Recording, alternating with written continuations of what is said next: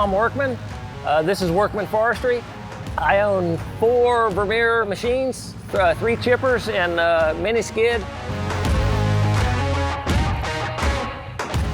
In 2004, I bought my first small brush chipper, the BC 935.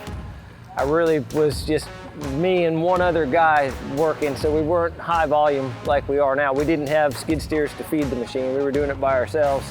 By using that, we realized, wow, a bigger machine would be better. So we advanced to the 1500, which is everything we need it to do.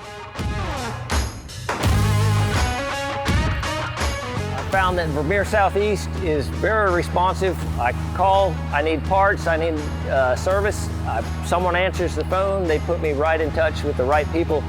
The big items, the tracks, the clutch drums get shipped to us correctly, which is a big part of keeping things running, is getting the right part the first time. Occasionally we'll have our favorite sales rep deliver tracks. It's a personal sort of touch that you don't get with any other company I've seen. Vermeer Southeast to me is a company that has a very personal touch. Follow-up calls. I mean, I bought a brand new machine and called me that next day, hey, how'd it work?